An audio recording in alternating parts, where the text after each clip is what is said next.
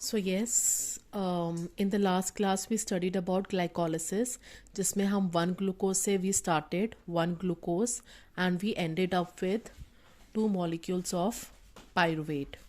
ठीक है, जो हमारा ग्लूकोज था दैट वाज 6 कार्बन एंड जो हमारा पायरुवेट था दैट वाज 3 कार्बन, इसलिए हमने इसको 2 मॉलिक्यूल्स ऑफ पायरुवेट में कन्वर्ट किया था. ठीक है, total we know that there are 10 steps of glycolysis. ठीक है, स्टेप अगेन मैं रिपीट कर रही हूँ, स्टेप 1, 3 एंड 10 जो होते हैं they are the key steps. ठीक है, and they are irreversible steps.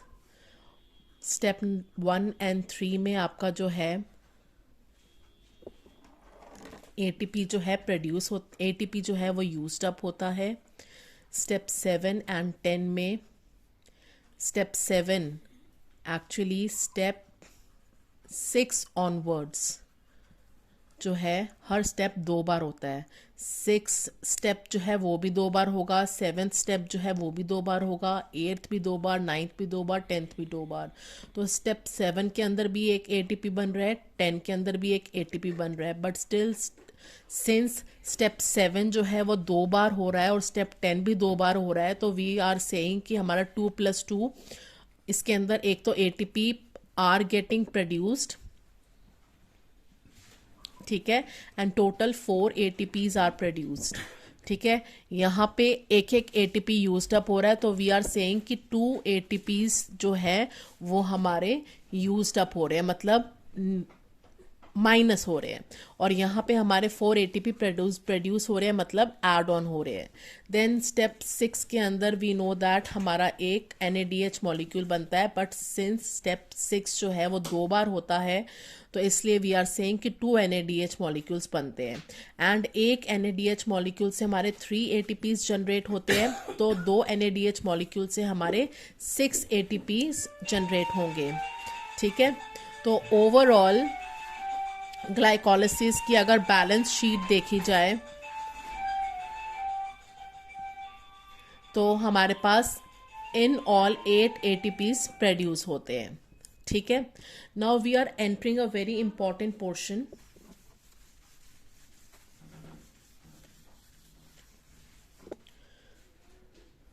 One glucose molecule जब स्टेप 6 से गुजरता है तो उसमें क्या होता है, 2 molecules of glyceraldehyde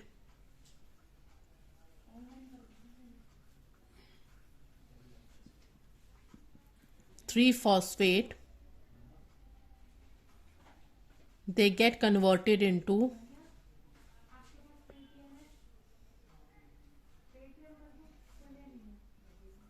2 molecules of 1,3-bisphosphoglycerate. ठीक है, उसके बाद फाइनली आपके 7, 8, 9, 10 हो जाएंगे और आपके जो है 2 मॉलिक्यूल्स ऑफ पायरुवेट बन जाएंगे. लेकिन स्टेप 6 के अंदर अगर हमें ग्लाइकोलिसिस का नया एक और ग्लाइकोलिसिस मॉलिक्यूल शुरू करना है, एक और ग्लाइकोलिसिस साइकिल शुरू करनी है, because we have loads of glucose molecules inside the cell. So एक ग्लूकोज से काम नहीं चलेगा, हर एक ग्लूकोज को हमें ऑक्सीडाइज करना है, हर एक ग्लूकोज से हमें एटीपी चाहिए. तो हर एक ग्लूकोज के लिए एटीपी चाहिए के लिए हमारे को स्टेप 6 के अंदर NAD+ मॉलिक्यूल चाहिए होगा. इस NAD+ मॉलिक्यूल के अंदर NAD एक H हाइड्रोजन अटैच होगा और ये बनेगा NADH. ठीक है, सो NAD+ का बेसिकली क्या हो रहा है, इसके अंदर एडिशन ऑफ हाइड्रोजन हो रहा है, तो NAD+ is getting reduced into NADH. So NADH it is basically what, it is a reduced molecule, it is a reduced molecule. ठीक है, तो NAD+ नॉर्मली क्या होता है बेटा, NAD+ जो होता है ये NADH जो मैंने आपको बोला, बहुत ध्यान से सुनना है, जो NADH मैंने आपको बोला कि एक NADH से 3 ATP मॉलिक्यूल्स बनते हैं. ये जो प्रोसेस है NADH का 3 ATPs प्रोड्यूस करने का, ये एक स्पेशल ऑर्गेनल के अंदर होता है that is called as mitochondria. Mitochondria, like chloroplast and like nucleus, ये तीन ही ऑर्गेनल्स होते हैं सेल्स के अंदर, यूकैरियोटिक सेल्स के अंदर, जो कि डबल मेम्ब्रेनस होते हैं।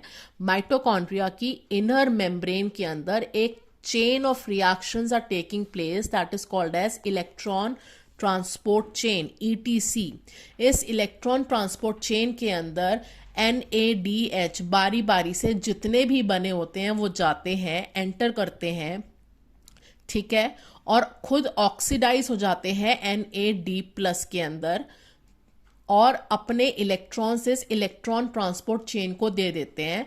और finally this electron transport chain leads to the synthesis of ATPs, ठीक है। तब हमें पता चलता है कि एक NADH से कितने ATP बनते हैं। बट इलेक्ट्रॉन ट्रांसपोर्ट चेन में along with the synthesis of ATP हो क्या रहा है, NADH इज गेटिंग कन्वर्टेड और NADH is getting oxidised into NAD+।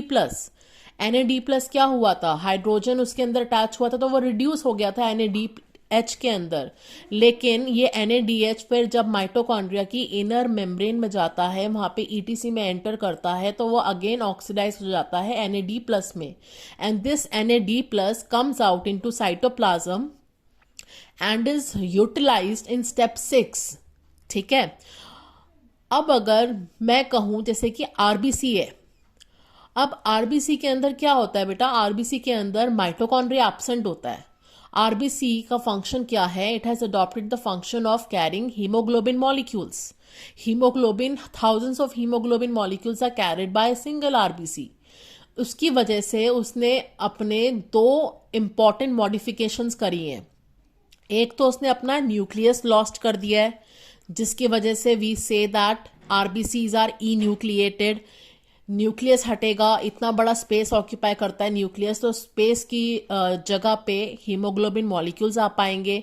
Secondly the RBC has also lost mitochondria just to accommodate a number of haemoglobin molecules. लेकिन इस करने के चक्कर में अब RBC खुद परेशान हो गई है कि मैं NAD+ कैसे जनरेट करूं, मेरे पास तो माइटोकॉन्ड्रिया है ही नहीं। मेरे पास NADH बन के रेडी हो गया है फर्स्ट साइकिल के अंदर, क्योंकि मेरे पास एक NAD+ मॉलिक्यूल था। लेकिन अब ये NAD+ में बनता था ETC के अंदर, ठीक है, साथ में ATP भी प्रोड्यूस करता था। और ये NAD+ जब बनता था तो मेरी दूसरी साइकिल भी कंटिन्यू रहती थी स्टेप 6 के साथ। ये NAD+ तो बन ही नहीं पा रहा है क्योंकि माइटोकॉन्ड्रिया तो है ही नहीं। तो what will now I do, मैं अब क्या करूंगी। So what it does is it converts pyruvate into lactate, ठीक है,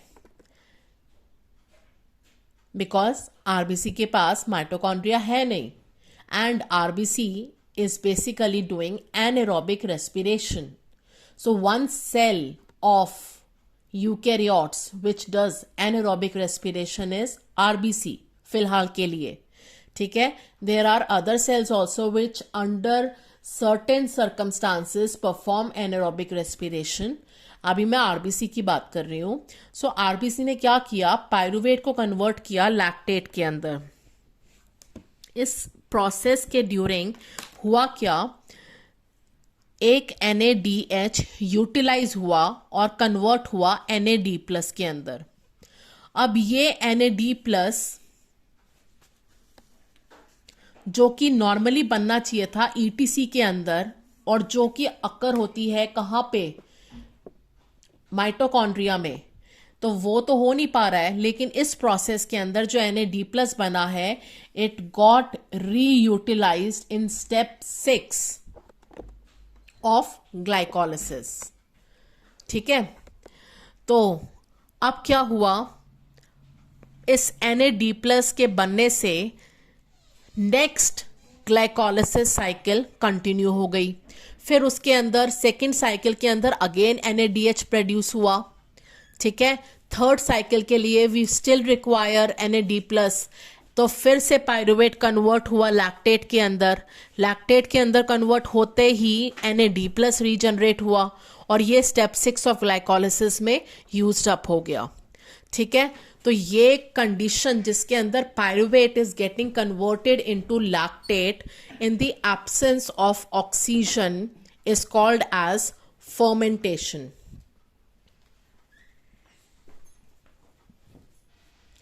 इसे क्या कहते हैं? फर्मेंटेशन कहते हैं. ठीक है. Now what is the significance of fermentation?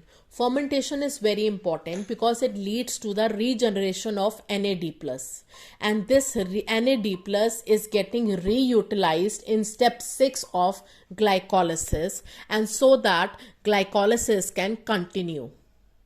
ठीक है.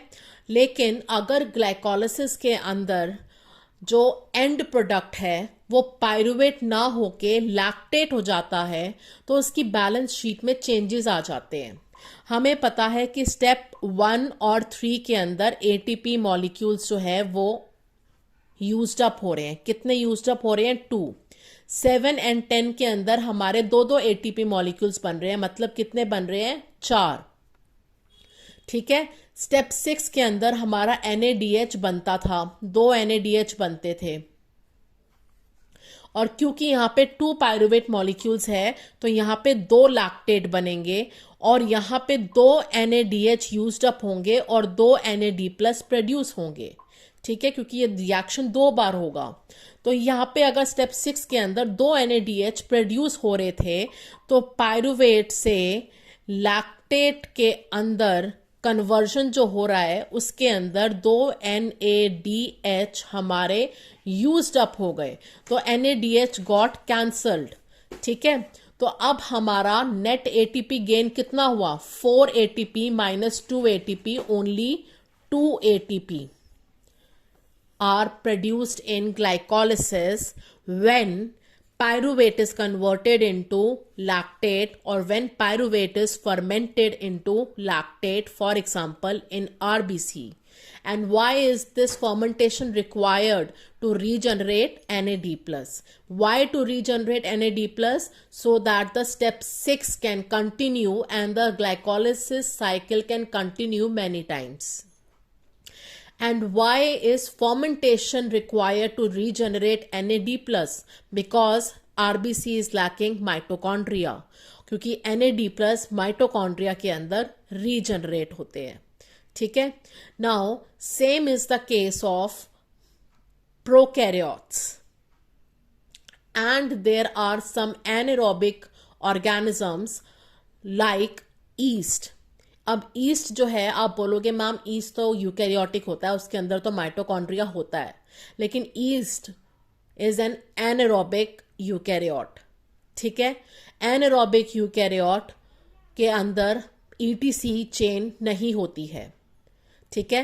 बिकॉज जो ये ETC चेन है, इलेक्ट्रॉन ट्रांसपोर्ट चेन, जब हम इसको स्टडी करेंगे तो we will realise and we will study कि what is the role of oxygen in ETC. Oxygen के बिना ETC हो ही नहीं सकती, और जब तक ETC नहीं होगी तो आपका NAD+ रीजनरेट नहीं होगा.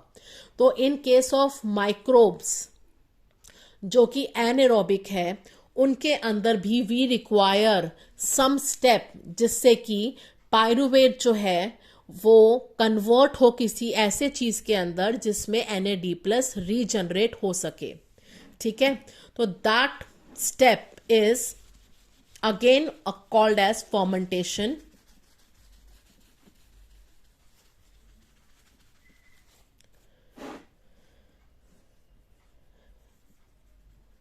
This is pyruvate, 3 carbon, 2 molecules.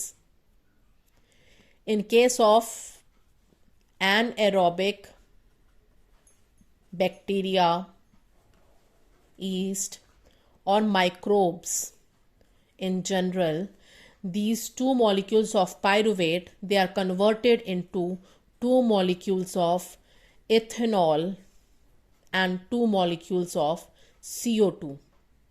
In this step, again, NADH is used up and NAD+ is regenerated, which is again reutilized in step 6 of glycolysis. ठीक है.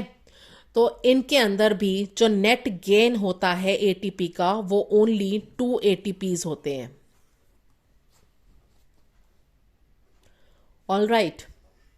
and this process of conversion of pyruvate into ethanol and CO2 molecules in anaerobic microbes is also called as fermentation. So fermentation is taking place in microbes, anaerobic microbes. Fermentation is also taking place in RBC. So what is the end product of glycolysis in RBC? Lactate. What is the end product of glycolysis in anaerobic microbes? Ethanol and CO2.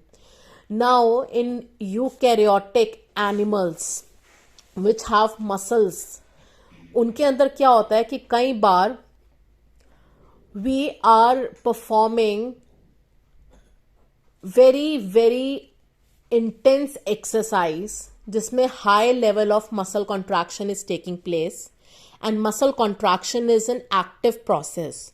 When I say active process, मतलब ATP is getting used up. हमने transport की बात करी थी जब हमने study किया था, तो we talked about passive transport and active transport. Passive transport is that transport which does not require ATP, and active transport is that transport which requires ATP. Right? So whenever I say a process is an active process, you should immediately recall कि अगर कोई process active बोल रही हूं मैं, that means वो process ATP utilize करता है. तो muscle contraction ATP used up करता है. ठीक है, अब मैं बहुत तेज भाग रही हूं. ठीक है, मैं बहुत तेज भाग रही हूँ, मेरे मसल्स को ATP जनरेट करना है, मेरे मसल्स के साइटोप्लाज्म में ग्लाइकोलाइसिस हो रहा है, पायरुवेट बन रहा है. ठीक है, एंड पायरुवेट के सारे NADH जो हैं वो इकट्ठे हो गए हैं and they are going into mitochondria. ठीक है, बट मेरा सांस फूल रहा है. सांस फूलने का मतलब क्या है? I am not able to breathe in that much oxygen which is required. मैं बहुत हाई रेट पे ब्रीदिंग कर रही हूँ क्योंकि मुझे बहुत हाई रेट पे ऑक्सीजन चाहिए. और मुझे बहुत हाई रेट पे ऑक्सीजन क्यों चाहिए? क्योंकि मेरे अंदर ATP प्रोडक्शन जो है, ATP की नीड बहुत ज़्यादा हो गई है. ATP की नीड जब ज़्यादा हो गई है, दैट मीन्स ग्लाइकोलिसिस जो है वो बहुत हाई रेट पे हो रहा है, बार बार, इमीडिएटली, मतलब हर minute hundreds of glycolysis cycles are taking place. ठीक है, and hundreds of NADH are getting accumulated and they are going into mitochondria and they are waiting to get oxidized into NAD+. क्योंकि जैसे ही वो oxidise होंगे NAD+ के अंदर, तो NAD+ जो है वो साइटोप्लाज्म में आके स्टेप 6 में जाएगा और ग्लाइकोलिसिस कंटिन्यू होती रहेगी. लेकिन होता क्या है कि मसल तो बहुत तेज तेज कॉन्ट्रैक्ट कर रही है, मैं काम कर रही हूँ, लेकिन ऑक्सीजन मुझे उतने हाई रेट पे मिल नहीं पा रही है मेरे मसल सेल्स को. So all the ATPs are lined up in the mitochondria in the electron transport chain, and they are actually waiting. All the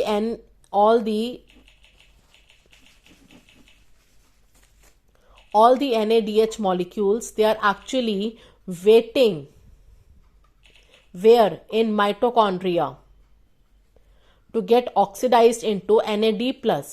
लेकिन वो ऑक्सीडेशन हो नहीं पा रहा है क्योंकि इतने हाई रेट पे मुझे ऑक्सीजन नहीं मिल पा रही है. तो what will the muscle cells do? Muscle cells will start anaerobic respiration, क्योंकि उनको किसी भी हाल में ग्लाइकोलिसिस को कंटिन्यू करना है. ग्लाइकोलिसिस को कंटिन्यू करने के लिए स्टेप 6 में NAD+ का होना बहुत जरूरी है. आइदर ये NAD+ आएगा माइटोकॉन्ड्रिया से ETC के थ्रू, और या तो हमें पायरुवेट को किसी ना किसी चीज के अंदर कन्वर्ट करना पड़ेगा. ठीक है, जैसे कि RBC ने पायरुवेट को कन्वर्ट किया था लैक्टेट के अंदर, सेम मसल सेल्स भी पायरुवेट को कन्वर्ट करते हैं लैक्टेट के अंदर, और इस प्रोसेस के अंदर एक NADH यूज्ड अप होता है और NAD+ बनता है, और ये NAD+ स्टेप 6 ऑफ ग्लाइकोलिसिस में जाके यूटिलाइज हो जाता है, जिससे कि ग्लाइकोलिसिस की साइकिल कंटिन्यू रहती है. बट इससे एक नुकसान ये होता है कि ग्लाइकोलिसिस से जो नेट ATP का गेन है वो 8 ATPs का गेन होने के बजाय ओनली 2 ATPs का गेन रह जाता है. But at least you are getting 2 ATP molecules from glycolysis. And glycolysis is highly essential in case of eukaryotic aerobic organisms, चाहे वो मसल सेल्स हो. Glycolysis is the first step of aerobic respiration. Glycolysis is the only step of cellular respiration in anaerobes, ठीक है। Anaerobic organisms के अंदर जो and product होता है ग्लाइकोलिसिस का, that is ethanol and CO2, ठीक है। लेकिन एरोबिक रेस्पिरेशन के अंदर ग्लाइकोलिसिस एक पहला स्टेप होता है, इसके बाद भी और स्टेप्स आते हैं। अल्टीमेटली ETC आता है, ETC के अंदर NAD+ रीजनरेट होता है और ATP सिंथेसाइज होता है, ठीक है। And there are a lot of other ATP molecules which are getting formed, ठीक है। एनारोबिक रेस्पिरेशन यूकैरियोट्स के अंदर किस किस के अंदर होता है? एक तो ईस्ट के अंदर होता है, जो आप पढ़ चुके हो कि उसके अंदर इथेनॉल एंड CO2 में कन्वर्ट होगा। एक RBC के अंदर होता है जिसमें पायरुवेट कन्वर्ट होता है लैक्टेट के अंदर, और एक मसल सेल्स के अंदर होता है जिसके अंदर पायरुवेट जो होता है वो कन्वर्ट होता है अगेन लैक्टेट के अंदर, और NAD+ रीजनरेट होता है। तो जब हम ग्लाइकोलिसिस के एंड प्रोडक्ट को फर्मेंटेशन में लेके जाते हैं, पायरुवेट को आइदर लैक्टेट के अंदर फर्मेंट करते हैं या उसको फर्मेंट करते हैं इथेनॉल एंड CO2 के अंदर, उस केस के अंदर ग्लाइकोलिसिस का जो नेट ATP गेन है वो 2 ATP मॉलिक्यूल्स रह जाता है। अदरवाइज अगर आप सिर्फ ग्लाइकोलिसिस को पायरुवेट में कन्वर्ट करते हो, ठीक है, तो हमारा नेट ATP गेन जो होता है वो 8 ATP मॉलिक्यूल्स होता है। यहां तक आप याद करके रखना, फिर मैं आगे कंटिन्यू करती हूँ। नेक्स्ट हम वीडियो के अंदर एरोबिक रेस्पिरेशन पढ़ेंगे।